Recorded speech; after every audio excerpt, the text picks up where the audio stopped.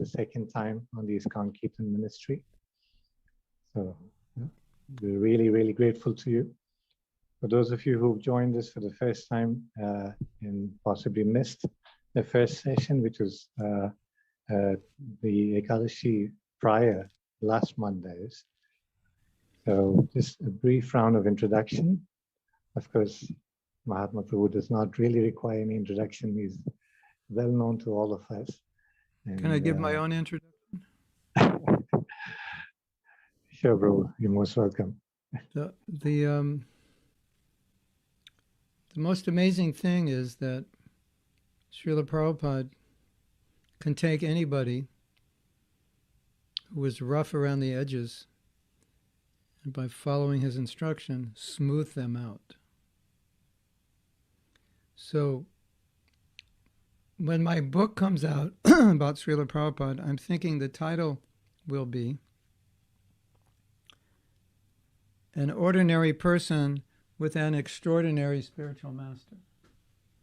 I'm thinking that's the right title. And so if I were to give my biography, that's what it is. Ordinary person with an extraordinary guru. And of course, when you're in the sunshine, you become bright, not because you have any effulgence, but because the sun is bright. And so you become bright. And so anything that you see within me of any quality or qualification, that's just standing in the sunlight of Prabhupada. That's how I feel. And as far as my service, I've been fortunate to do many, many services over the years. And Prabhupada never looked at our material qualification, but he looked at our enthusiasm and our sincerity. And so if a devotee was enthusiastic and sincere, he would say, okay, do this. And he would say, Krishna will help you. Just do it. Go for it. Krishna will help you. And so I joined when I was 19 and was given big responsibilities at an early age. Not really that I felt qualified, but that was Prabhupada's mood.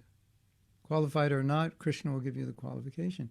Young, old, man, woman, American, Indian, African, didn't matter. So I live daily with that realization that whatever I can do is the mercy of Srila Prabhupada, and whatever good qualities I have, or whatever purification I've been able to manifest, it's all due to him. Whatever realizations I have are gifts from him. But I honestly feel, without trying to appear falsely humble, I just honestly feel that way, that I don't feel qualified. But I recognize that Prabhupada has enabled me to do service. And sometimes the service is successful, sometimes it's not, sometimes it's way beyond the success I would have imagined, sometimes it fails in ways I wouldn't have imagined, but I understand whatever I've been able to do well, that's come from Srila Prabhupada, from a willingness to try.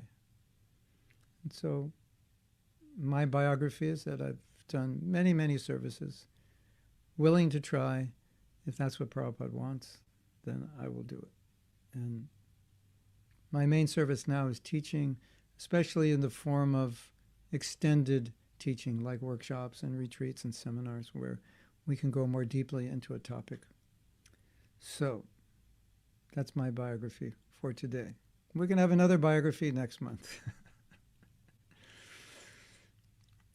I thought it would be good to start with a question, and you can put your answer in chat, because I want to be relevant to your needs. And the question is, what do you find as your biggest obstacle to good japa? One or two things. Of course, we have 70, 80 people here, maybe more coming. If you all give one or two answers, we'll have 100 or 200 answers. So I don't need 100 or 200. You're all welcome to answer, and I think a lot of you are going to say the same thing. But I would like to address your concerns. I would like to be relevant to you. So if there's something that you feel is a particular obstacle to you in your japa, or something you're trying to get you're trying to get to a certain level and you don't know how to get there, if you can put that in the chat, and then we can make a note of these, and these will be topics which we can discuss. Because I think a lot of us experience the same obstacles, and it's important to address what is common problems to all of you. So I'm just going to give you a minute. I'm reading them as they come up.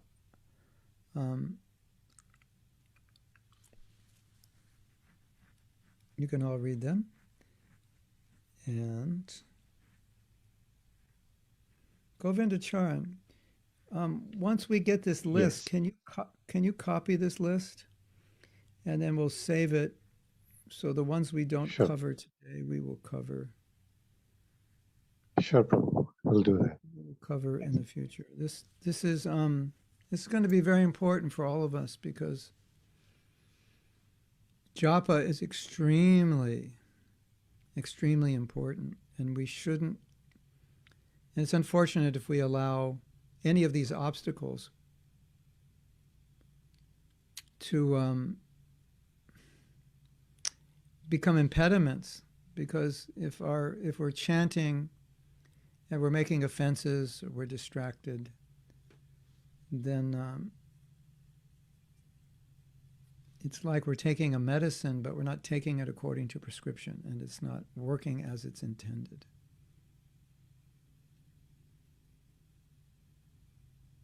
We're getting a lot here about focus and concentration, which I knew we would get, because I've taught many workshops, and this is generally the number one obstacle, controlling the mind. And definitely we will deal with that today.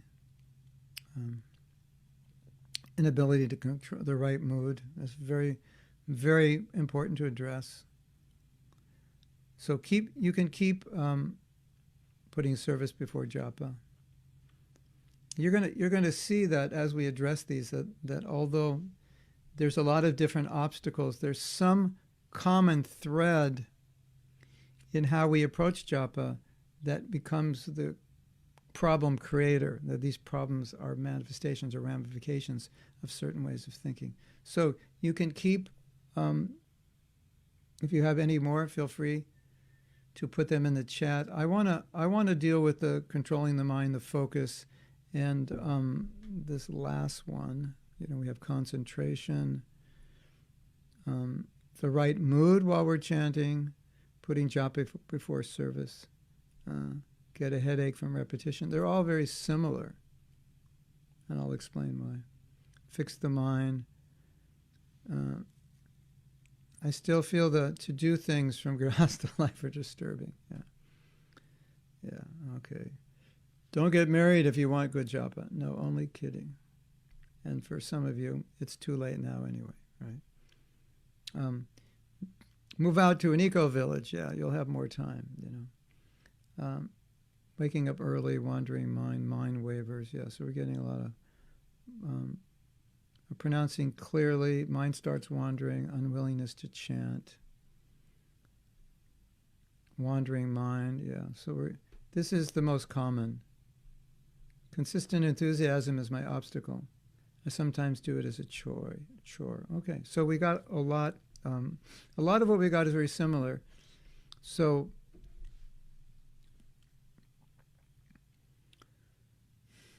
I'll explain my own personal realizations, which I've gained from chanting, but also realizations which I've gained from studying what Srila Prabhupada has said about chanting, what our acharyas have said, especially Bhaktivinoda Thakur, Srila Bhaktisiddhanta, and also many of the God brothers who are teaching about japa, who've written books about japa, how they have processed it in their realization.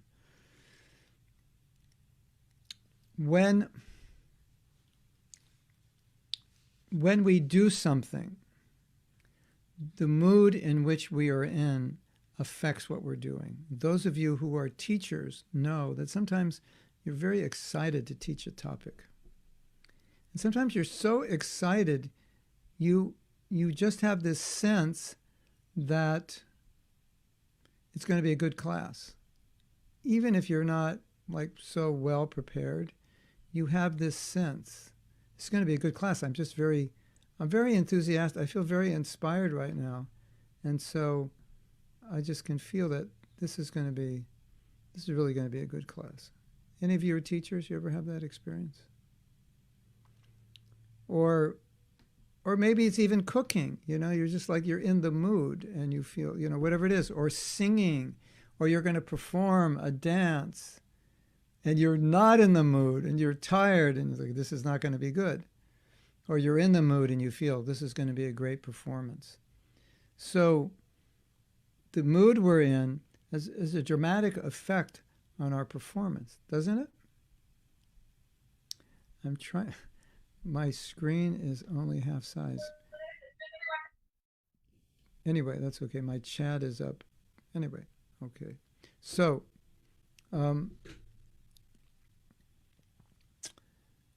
I make videos, daily videos, but I don't do one a day. Sometimes I'll do 3 or 4 in a day. Sometimes I've done, I remember one day I think I did 15.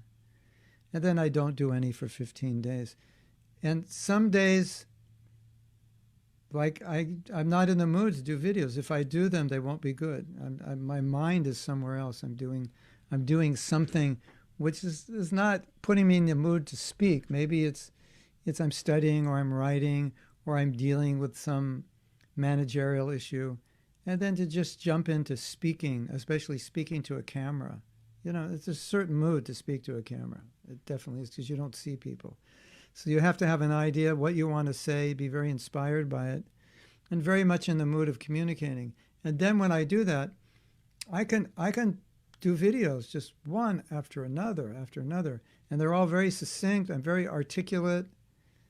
It's very, very clear. And other days, I turn on the camera and stare at it, or speak something that would on another day be exciting to speak about, but on this day probably it would come out kind of boring. So I think we all understand mood, how mood works. You have to be in the mood. And sometimes someone says to you, would you like to do this? And you say, not today, I'm not in the mood. Have you ever said that? I'm not in the mood. Prabhu, would you like to do this? I need help with this service. I'm not really in the mood. Today I plan to read more. And today I plan to go out and Sankirtan. I'm not, I'm just in the mood to go out and meet people. I've been sitting in my room for, 3 months, locked down. So mood is important. So now, what is the mood in which we enter japa? I don't know if we talked about this last time, but any of us who do deity worship, when we do deity worship, there's a mood, and the mood starts when you get ready, right? Bathing, tilak, clean clothes. You go to the temple. Then you go into the deity room. There's a mood. As soon as you get into the deity back, whatever you call it, deity kitchen backup area, there's a mood. You're like, okay, I'm the deity. You're walking to the temple. Don't touch anyone who's dirty. You're very, very careful. There's a mood. And then when you walk on the altar, it's like it even becomes more gambhira, right? Isn't it? Like very sober. You just walked on the altar. Because now I'm dealing with Krishna. I'm going to touch Krishna. There's a definite mood there. Everyone who's done deity worship knows there's a shift. And if you're not in that mood, you have to get in that mood, because you have to be in the right mood to approach Krishna. There's no question, right? We've all of us who've done deity worship have experienced that. Here's the problem, that even though Krishna is, in his name, is the deity in sound, right? He's Nama Rupa. It's a Murti. You could call it Nama Murti, Nam Avatar, Nama Rupa, Prema Rupa. The form of love in this age is Krishna's name. So it's a deity. The problem is when we begin chanting, as you know, it's for many of us, it's a much different experience than it is walking onto the altar.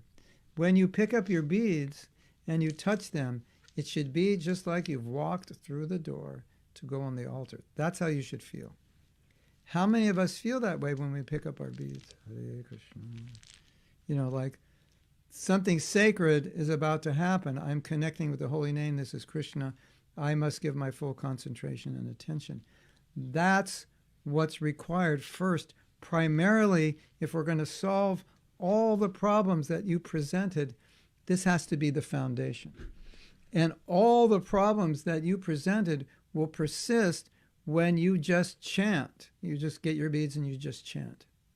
You know, sometimes we say, I ask devotees, are you just chanting or are you actually chanting? Because there's a difference, right? Isn't there a difference between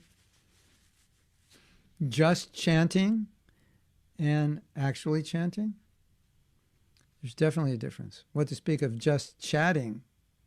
Chat and be happy. No, that's even gets worse, right?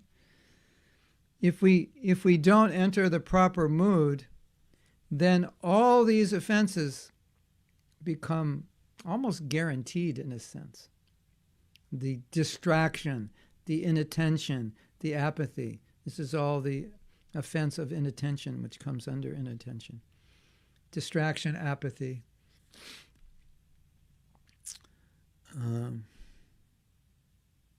And laziness. So, if when we're chanting, we can do something, be it a ritual, be it a reprogramming of our consciousness, be it of a mindfulness awareness that now I'm chanting, that I have to enter the mood of chanting. So that's the key word here. You may want to write this down. Entering the proper mood of chanting. That's the key word, because when you make that shift, you will see a lot of these problems, they just go away automatically. You don't have to independently do anything when you enter the mood. And I'll explain why. Let's look at what this mood looks like. And I'm going to go back to the deity worship, because I think deity worship is a perfect parallel or an anchor for us to focus on. When you go on the altar, and of course I already know the answer, but I'm going to ask the question anyway. Well, in the West, women and men both go on the altar. I don't know in India if some of the women go on the altar and dress or not. But in your own altar, right? Do you have your phone and are you looking at your WhatsApp and your Facebook while you're dressing the deities? I doubt it, unless you're looking for a class and you're listening to a class. But I would say, hopefully your answer is no, I don't. And I would assume, at least for the majority of you, when you're on the altar, you're not dressing with one hand and going down Facebook with the other, or Twitter or Instagram or whatever. I would assume that. And so why is it that sometimes when we're chanting, we're looking at our phone, or our phone is next to us, or we're waiting for a call, or we're waiting for a notification? Why do we do that? But when we dress the deities, generally we don't, unless you're working in a company and they need to get in touch with you, or you're a doctor or something. But in normal situations, we don't do that. Why would we do that during japa and not during deity worship? Because we're making a distinction that Krishna is there on the altar, but he's not in the name.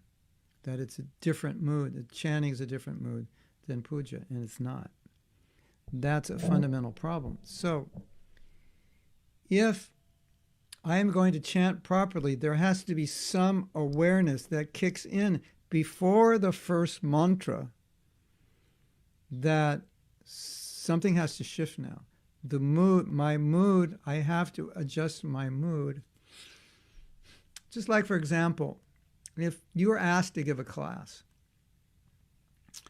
and you're giving a class, and you look in the audience and you think, oh my God, there's so many senior devotees here, there's so many pandits here, and you're a little uneasy and a little nervous, and you're chanting Jai Radha Madhava, you're probably not thinking of Vrindavan, you're probably thinking, Krishna, please help me do this. Isn't it? Something like that. You're probably praying more for empowerment than, to be thinking about Radha and Krishna and the kunjas of Vrindavan. Because you're trying to enter the right mood. Say, how can I be humble? I don't want to show off for these seniors, but I don't want to, I feel like I'll just be embarrassed. They'll think I'm a fool. And you're going around in your mind and you're trying to enter the right space. Okay, and then you think, okay, this is my service. They asked me to give the class. I do this as a duty. I do it sincerely. I try to do it my best. Whatever the result, that's up to Krishna. So you get your mind in the right frame, that then you finish chanting and you're like, okay, I can give class. Doesn't matter. My Guru Maharaj walks in and sits in the front row to listen to me. It's like, oh my God, But now you're okay because you understand this is his order. This is the desire of the Vaishnavas. I'll do my best, right? It's a mood, and you need that mood to be successful, right? So this is what's going on in our minds according to psychology. I've read different figures. I've read as low as 35,000 and I think up to 65 or 75,000 thoughts a day we have. And my joke is, well, it depends how much coffee you drink. The people who drink 2 cups of coffee every hour, they must be the 75,000 thoughts, right? Anyway, it's a joke. I don't know. But if you calculate that, it's somewhere between 1.5 and 3 thoughts every second, something like that, or maybe 1 thought every 3 seconds, something, Anyway, we know what the mind does. And in order to function in this world, we're not generally in a very meditative state. We're more in a passionate state. How are we going to get this done? Because we all have things to do, right? I'm sure, well, for you it's night, but for me it's day. So as soon as I finish this talk, I have a whole day's worth of things to do to try to get them done, right? And then I've got to go out and do things, and I've come back at 3 o'clock. I have another class on a difficult topic, a controversial topic. So, think, okay, what am I going to talk about, right? How am I going to get everything done today? How long is it going to take? Will I have time for this or that? And this topic, I'm thinking, this is because if I say the wrong thing, I could offend somebody. This is normal, right? How our minds are functioning in the mode of getting things done, right? That's just how life is. How many things do you have to do in a day? Do you wish you had more than 24 hours? How about, let's say 36? 36 would be better, right? Of course, as my daughter says, well, if I had 36, I'd just be just as busy. I just would do more stuff. Yeah, that's another issue.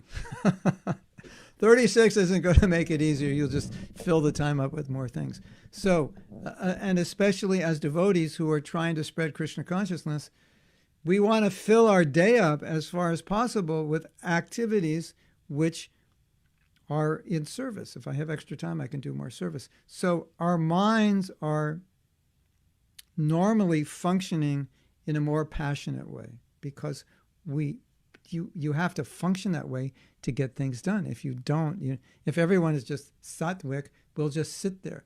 What are you doing today, Prabhu? Puja, a little shravanam, and japa. Anything else? Maybe I'll eat later, and that's it. Satya Yuga, right? Nothing gets done. If there's no rajas, nothing gets done. If it's pure sattva, right? All the farmers decided to meditate. Who's growing the food? Well, in Satya Yuga, it probably grows itself. But now, who's going to grow the food, right? Who's going to, heal people when they're sick? Doctor, I'm dying. Sorry, I'm meditating. No, it doesn't work that way, It's passion that gets things done, so it's natural, right? So the mind is active. It's very active. So what's the problem? The problem is that doesn't work for japa because unless you're in a sattvic state, you can't chant properly. Have you ever chanted a round and realized you were thinking of something the whole round and it took you the whole round to realize that I wasn't listening at all? I was like, I got to do this and how am I going to do it?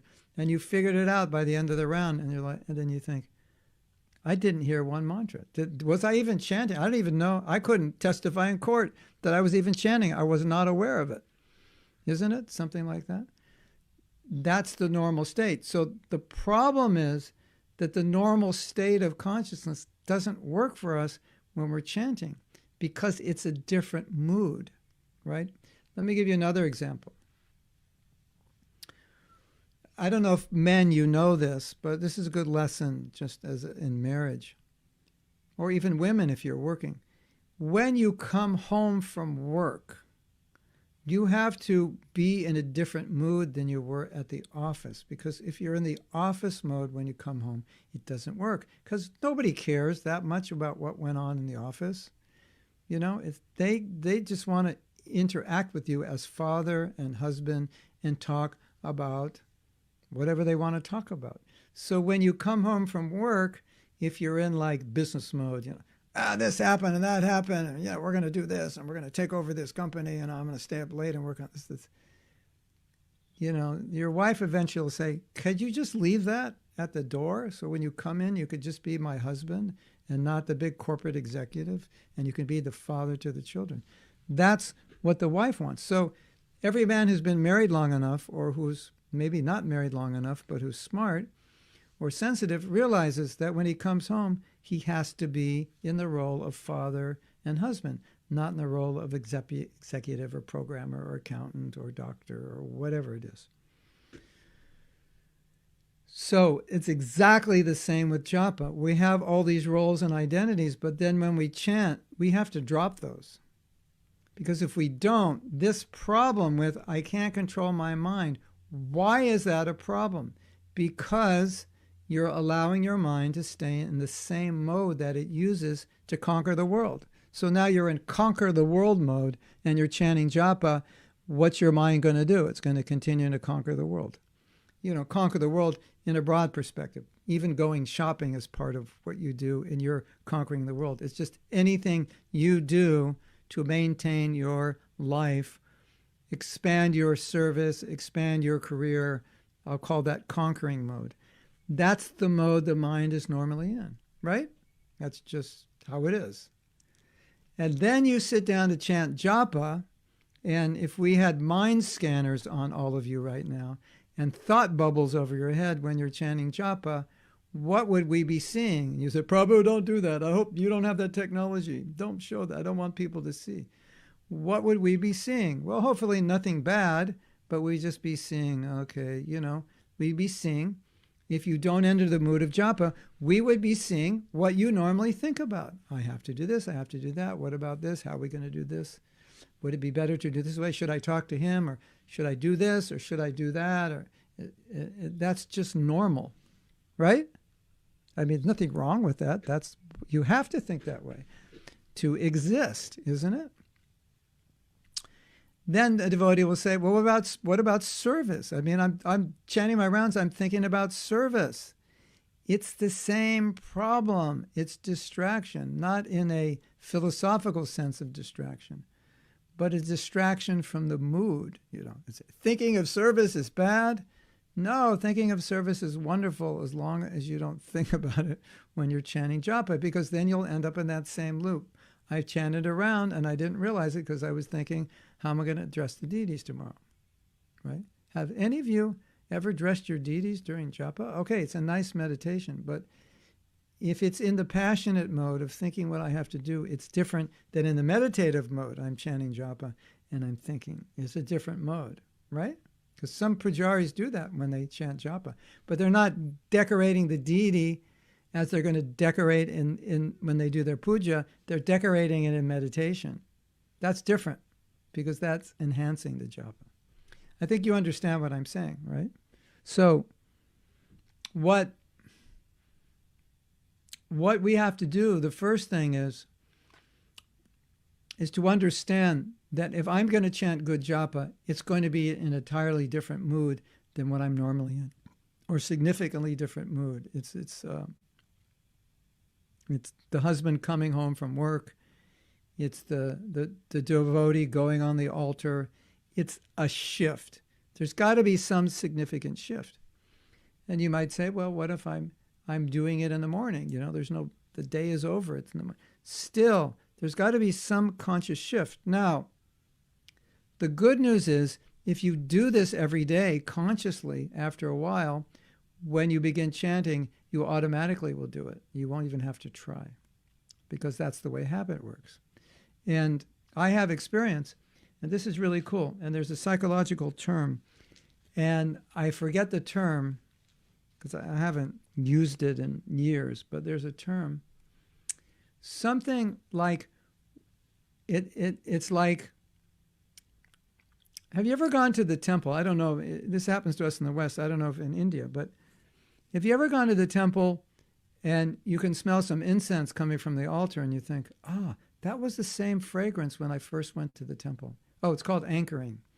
And it anchors that you begin to remember, when I was first coming to the temple, it was like this, it was like that. Or you smell the, those were the pakoras we used to have when I was first a devotee. I haven't had them in 10 years. It anchors in memory of that experience. Have you ever had that experience where something, or an old song, right? An old movie, it anchors in. You hear a song from 10 years ago. What was I? And then you remember, I was doing this, or I was feeling this 10 years ago. Now, wouldn't it be nice if we practice entering the right mood, and we did it every day, month after month, to the point when you touch your beads, when you first begin to chant, as soon as you touch them, it anchors that mood. Immediately, like there's a shift just by touching. Wouldn't that be nice? Well, guess what? It will happen when you practice it. You will automatically at some point default to that consciousness, just like you default when you go on the altar, or you may default when you go to work. Now you're entering work mode. You will default to japa consciousness. And so what is that consciousness? The consciousness is, now I'm chanting japa, which means everything else is off. Everything else is off limits. It's out of touch. It's not part of my life. The only thing that is part of my life now is my meditation on the holy name, my prayer, whatever that prayer is, to the holy name. That's on the table. Everything else is off the table. Like you're negotiating. Okay, what's on the table?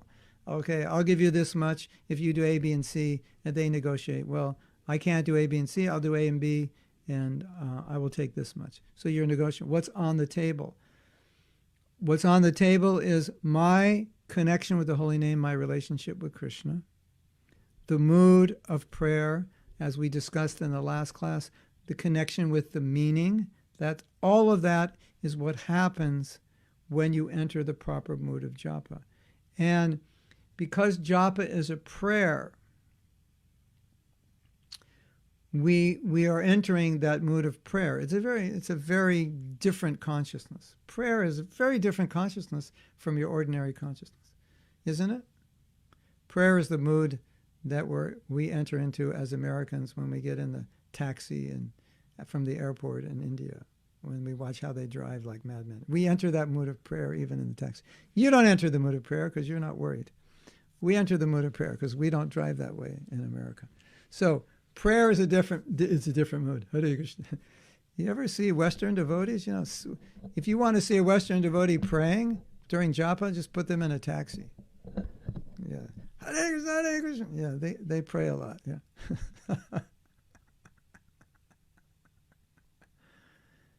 Hare Krishna. So you understand the principle. So when I sit down to japa, if I'm not in the proper mood of prayer, if I'm not in the proper mood of the frequency of the holy name, what it means, and if I've still allowed myself to be in this passionate mode of working on my life, then it's going to be virtually impossible to control your mind, because you've allowed your mind to wander. You've allowed it to wander. A lot of devotees complain and say, my mind, my mind. I said, but you have to understand, you're allowing your mind to do that because you haven't shifted out of your normal thinking. So naturally it's going to do that. And then you're complaining about your mind doing that when it's still in the mode that it always does that. That's what it does. That's what it's supposed to do. It's supposed to think. It's supposed to look at the world and give you feedback and make plans and look at things in this way and that way. Is this good? Is this bad? Do I like it? Do I not like it? What does it mean? That's what it's supposed to do. So it's kind of ironic, isn't it, that we're complaining, oh, my mind, but at the same time, we're allowing our mind to do that. Isn't it? Isn't it a fact? Now, what you will find, if you can do two things really well, you will find your mind will calm down. If you can isolate somehow or other, internally, isolate your japa, kind of like you've walked into a bhajan kutir. So imagine when you chant japa, imagine in your mind, I've just gone into a bhajan kutir. And when you go into your bhajan kutir, what goes on in your bhajan kutir? Obviously bhajan, nothing else. Your office is not there, your phone's not there, your computer's not there, there's nobody there. What's in your bhajan kutir? You and your beads, and maybe a deity. That's it. So when we chant japa, if you can remember this word, bhajan kutir, I'm going into my japa bhajan kutir, that kind of isolates you from the world and your life. Because now I'm going to go into a space where this is what I'm doing, this is all I'm doing, there's nothing else to do. That's going to be one of the easiest ways for you to control your mind, if you do that.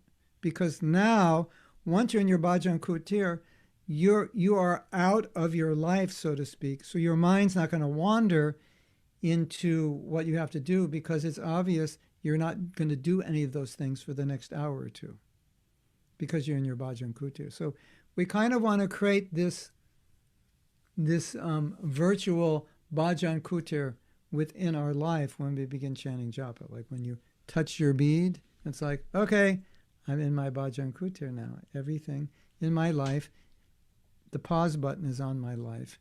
It's on pause. Everything's on hold. I go into my bhajan kutir. I begin chanting. Now, the second thing, as we're speaking about, there's a mood to japa. And the mood is certainly not ritualistic. I have to get 16 rounds done. What's the mood? The mood is not to get my rounds done. That is not the mood. That is the worst mood you could have. And if you have that mood, you have missed the boat by a long shot. And the mood of japa is not to sit properly, pronounce properly, sit in a yoga asana facing east, pronouncing Hare Krishna, and pronouncing every syllable and hearing properly and sitting straight.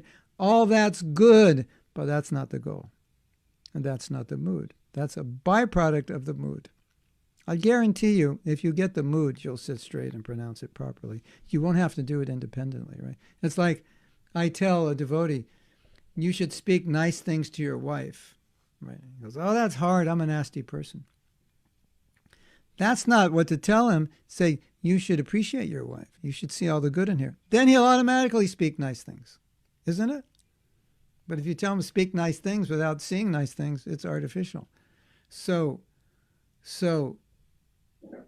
we enter into the mood, which is the goal, the mood, the frequency, the vibration is Krishna. I want you and I've left you. That's the mood. I want you and I left you, and my heart is full of dirt. Please cleanse it. Please clean it. Please bring me closer to you. Please make me qualified to be your devotee. Please purify me. That's the mood. That's what we're praying for. That's it, right? Now, I have a question for you. Let's say you could do those two things. You could enter your bhajan kutir, and then you could enter the mood of deep prayer, of deep asking, begging Krishna. Wouldn't you agree that it would be, if you're in that space, it would be kind of awkward to be thinking about what you have to do in the office today? That would kind of be an unlikely thing to think about, wouldn't it? All right, Govinda Charan, if you were a young man and you found the girl you wanted to marry, and you were preparing to take her out and so on and so forth, and you're about to ask her, you probably wouldn't be thinking about that report you have due at the office tomorrow. I doubt it, right? You would be thinking, I love her so much. She's so beautiful, so this and that. I just want to spend my life with her. That's, And if you were thinking, oh, but what about my report? People would think, you are nuts. What's wrong with you?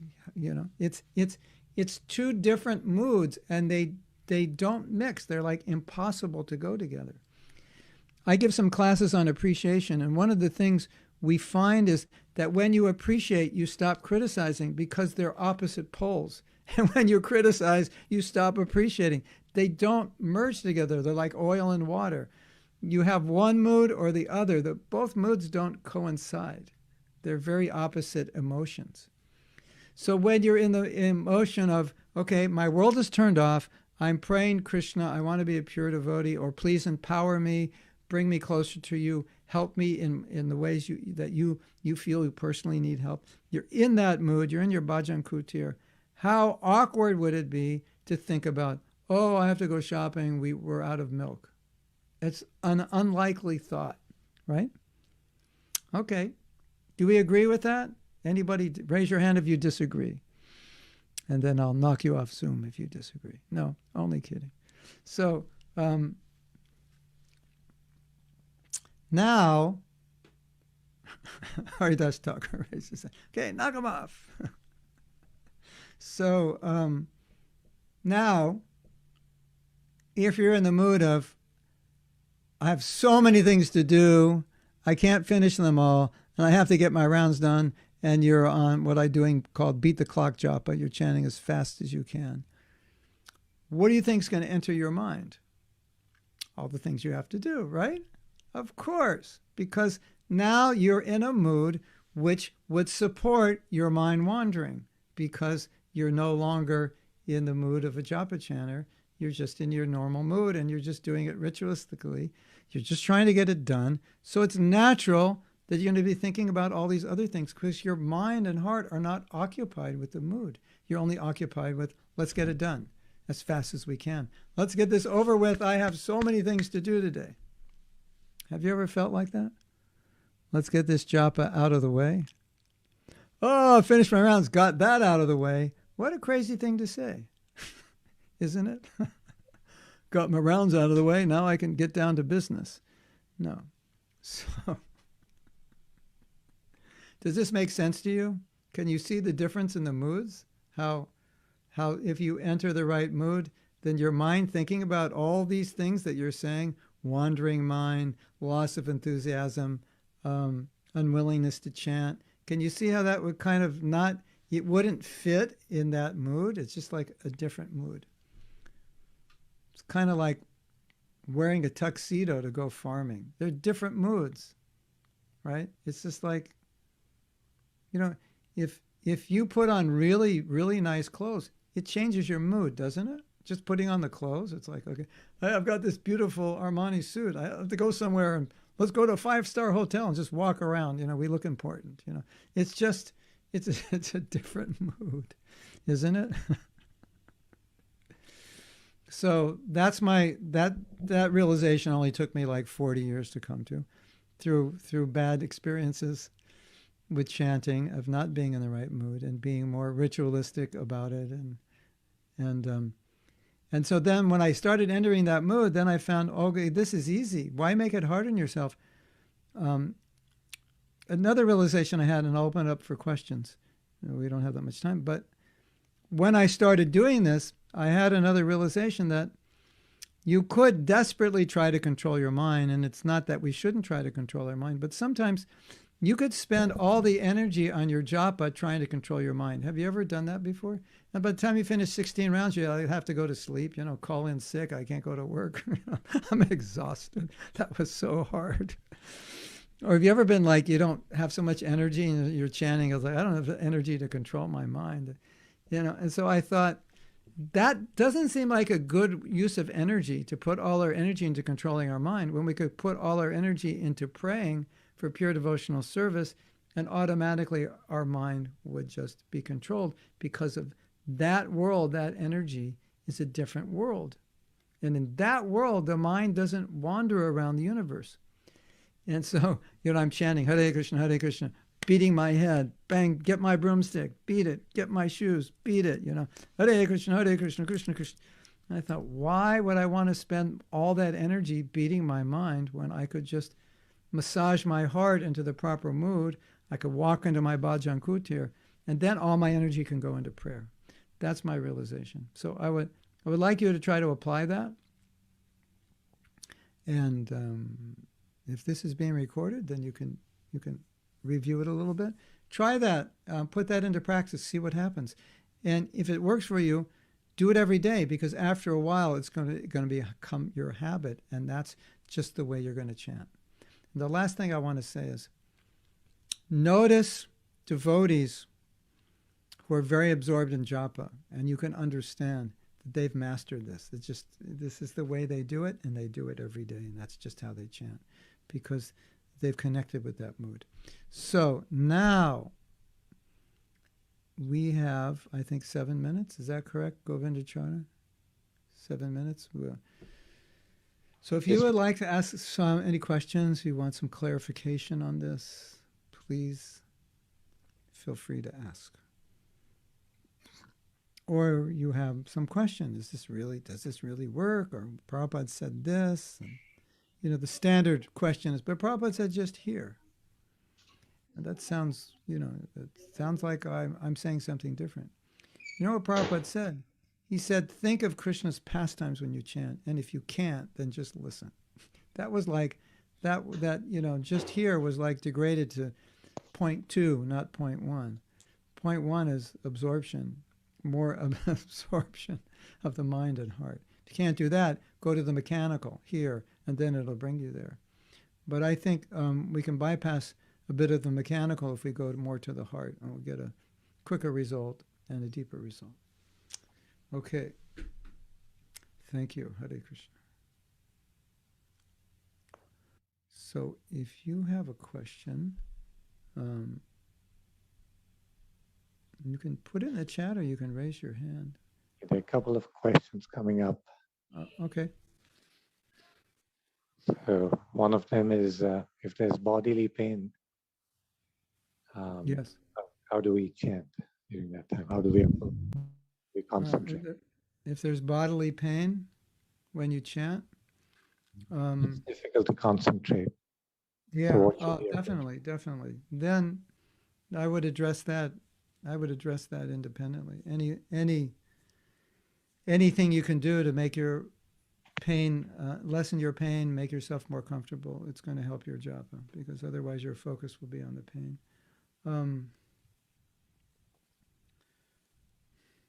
Okay.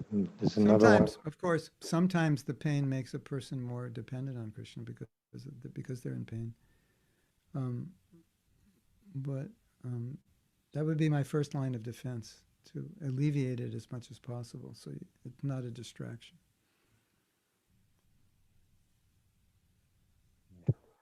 There's another one. Is it okay to chant and watch Mangalarti? One or the other, not both. What when we feel sleepy sometimes while japa? So should we doze off? Or doze off?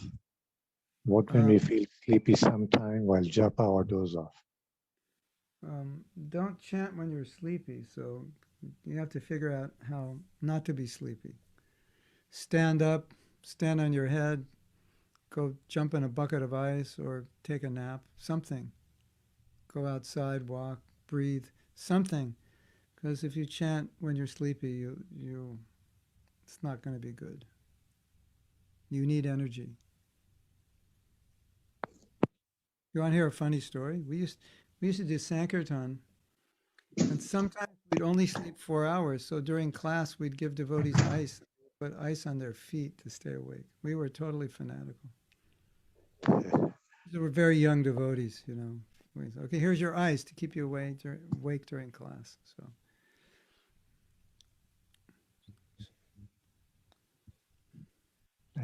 I could give you hundreds of fanatical 1970 stories if you want. Okay, another question. Yes.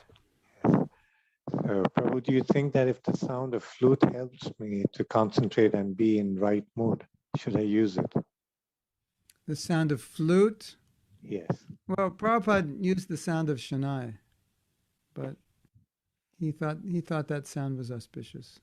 But if it helps you, I can't say it's bad. But if you get absorbed in hearing the flute and not the holy name, then that's not good. Prabhupada had Shania players in Mayapur playing. He said that was created an auspicious environment for japa. I've never heard him say about the flute, but generally, I always say, whatever helps you focus on the holy name. Within reason.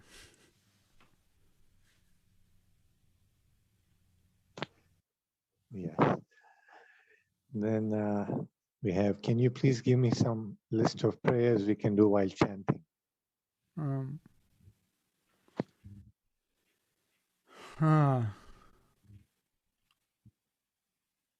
Yeah, I could. Why don't you, let me see. Hold on. Here, I'm going to put some meditations right here. Just a few to start with. I'll put them in the chat. These are meanings of the holy name you can meditate on while you're chanting, one or more.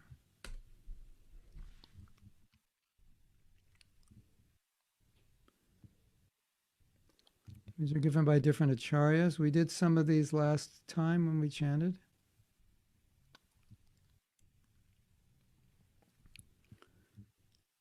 Manjulali is saying, is it okay to do Manasi Purikrama of Radha Damodar if it helps you? But the thing is to be absorbed in the chanting. Absorbed in prayer. So anything that helps that, of course, do it. Why not?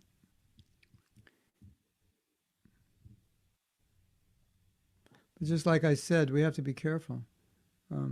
We could be thinking about service, and then we lose connection with the holy name. So as long as it helps you become more connected, it's good. If it helps you lose that connection, then it's a problem. Okay, after initial good rounds, the focus somehow gets diluted. Should we continue with not so good rounds or take a break? Either or, depends on you. Sometimes I'll take a break and we use the word in America, recoup. Use that word in India, kind of like recoup, get things together so you can go make a charge. Yeah, so sometimes recouping is good, You may want to read something. Or just stand up, get some air, go outside. Of course, in an Indian city, go outside and get some air is probably not a good idea. I live in the country, the air is clean out here. So,